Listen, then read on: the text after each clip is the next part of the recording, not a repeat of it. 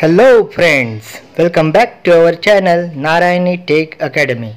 मित्रांनो, आज या व्हिडिओमध्ये आपण the boy who broke the bank या इंग्रजी पाठ्यपुस्तकातील लेसनचा उर्वरित भाग डिस्कस करणार आहोत.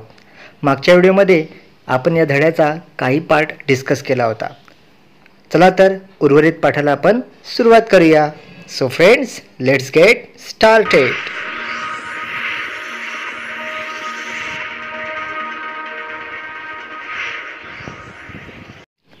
Dipchand, who was cutting the hair of an elderly gentleman, was so startled that his hand shook and he nicked his customer's right ear.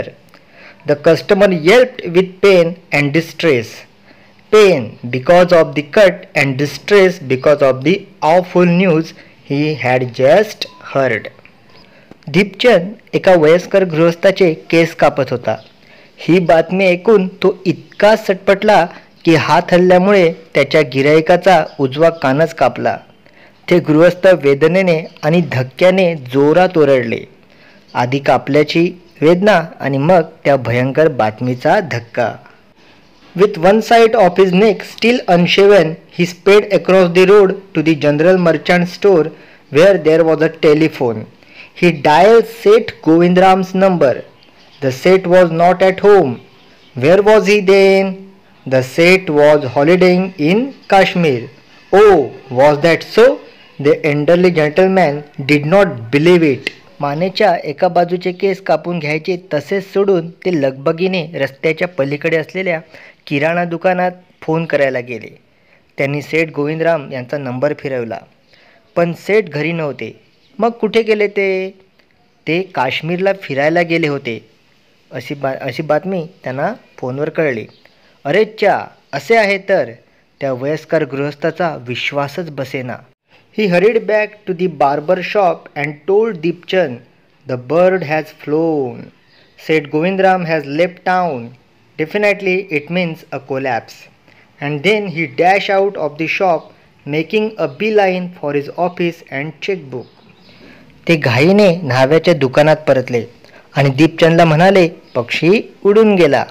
सेठ गोविंदराव गाव सोडून पळून गेलेत. म्हणजे नक्कीच त्यांची बँकेची दिवाळखोरी निघाली आहे आणि ते ताबडतोब ऑफिसच्या दिशेने चेकबुकची व्यवस्था करायला तडक बाहेर पडले. The news spread through the bazaar with the rapidity of forest fire. From the general merchants it traveled to the shop, circulated amongst the customers, and then spread with them in various directions to the better seller, the tailor, the free vendor, the jeweler, the beggar sitting on the pavement. ही बातमी वनव्यासारखी बाजारात पसरली.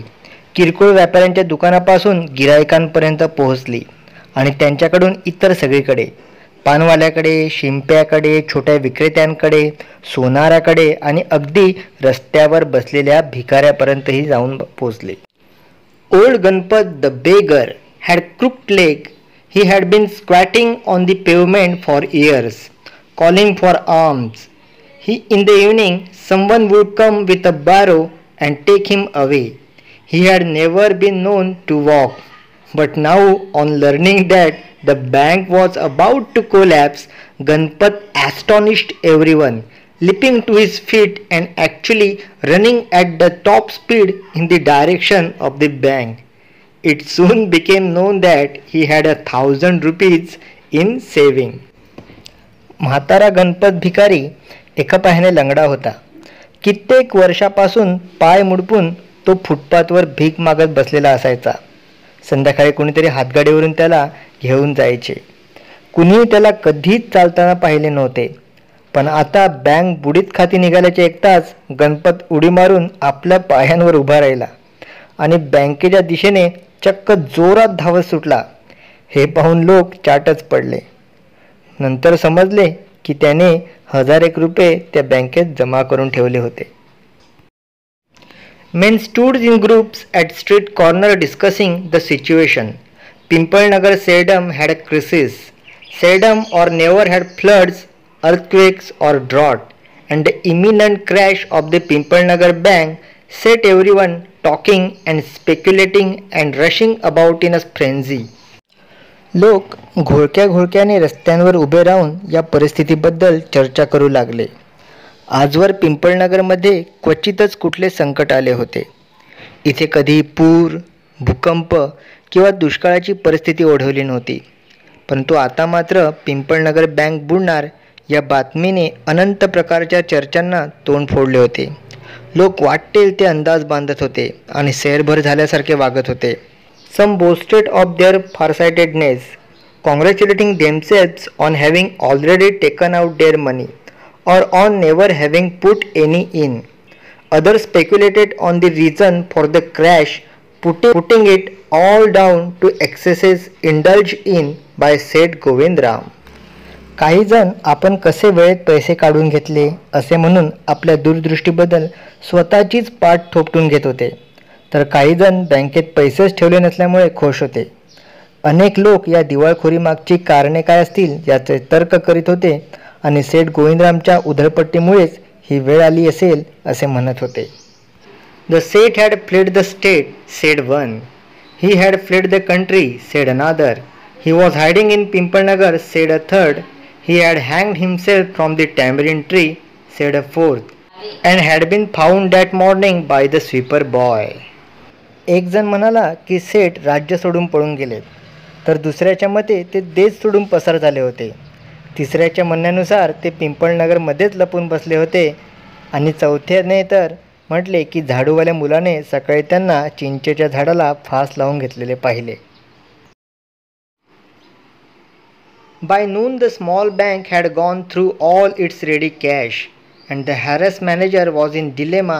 Emergency fund could only be obtained from another bank some 30 miles distance and he wasn't sure he could persuade the crowd to wait until then, and there was no way of contacting Seth Govindram on his houseboat in Kashmir.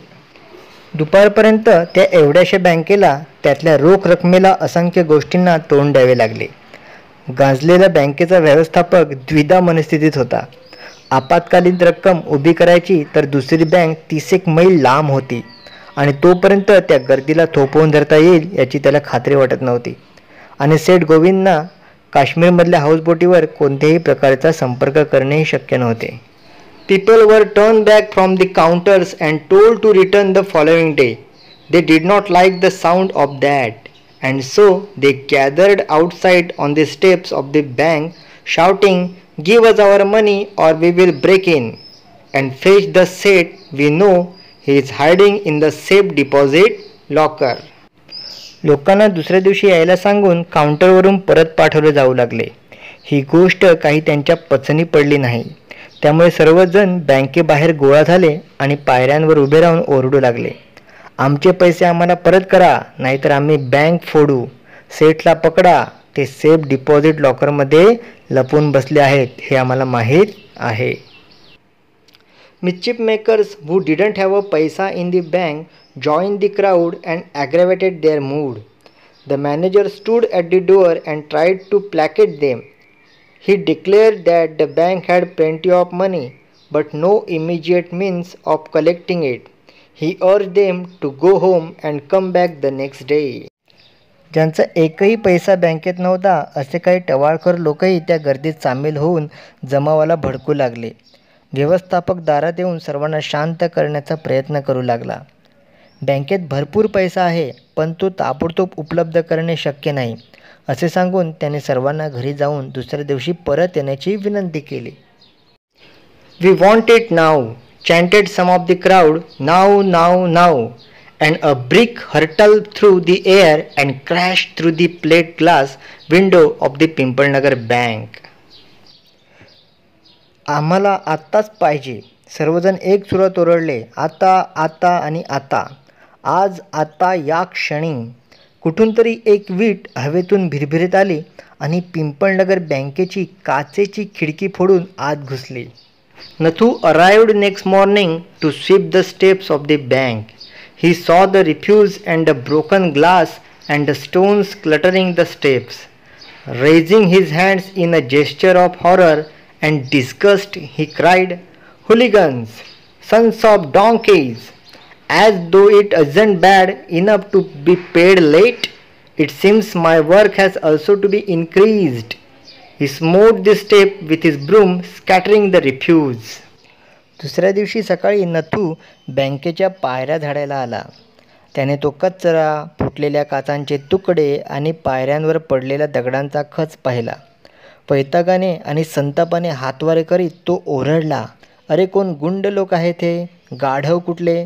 उशिरा पगार मिळत होता हे काय कमी होतं की आता माझं कामही याने वाढवून ठेवलं आहे? चिडून जाऊन त्याने झाडू पायऱ्यांवर जोराने आपटला आणि त्यामुळे कचरा इतस्तः आणखी विखुरला. Good morning Nathu, said the washerman's boy, getting down from his bicycle. Are you ready to take up a new job from the first of next month? सुप्रभात नथू, सायकलीवरून उतरून धोब्याचा मुलगा म्हणाला. पुढल्या महिन्याच्या 1 तारखेपासून नवीन नोकरी करायला तयार आहेस का? You will have to, I suppose, now that the bank is going out of business. मला वाटते तू नवीन नोकरी करावीस, कारण आता बँक बुडाली आहे म्हटल्यावर तुला करावीच लागेल. How's that? said Nathu. Haven't you heard? Well, you would better wait here until half the population of Pimpalnagar arrives to claim their money. And he waved cheerfully. He did not have a bank account and sped away on his bicycle. असं कसं झालं? नथू म्हणाला. म्हणजे तू ऐकलं नाहीस? मग थांब इथे थोडा वेळ. पिंपळनगरची निम्मी जनता पैसे काढून न्यायला येईलच एवढ्यात. असे म्हणून आपले खाते या बँकेत नाही या आनंदात हात हलवीत तो सायकलवर बसून निघून गेला. Nathu went back to sweeping the steps, muttering to himself. When he had finished his work, he sat down on the highest step to await the arrival of the manager. He was determined to get his pay. Who would have thought the bank would collapse? He said to himself and looked thoughtfully into the distance. I wonder how it could have happened. Nathu स्वतःशीच पुटपुटत पुन्हा पायऱ्या झाडू लागला. काम आटोपल्यावर व्यवस्थापकाची वाट पाहत तो सर्वात वरच्या पायरीवर जाऊन बसला. आज पगार घ्यायचाच असा त्याने निर्धार केला होता. बँक बुडणार असं कोणाला तरी वाटलं होतं का? तो स्वतःशी म्हणाला आणि दूरवर पाहत विचार करू लागला, हे असं कसं झालं बरं? मित्रांनो, या पाठाचे स्पष्टीकरण ह्या व्हिडिओमध्ये मी तुम्हाला सांगण्याचा प्रयत्न केला आहे. आय होप तुम्हाला ते आवडले असेल.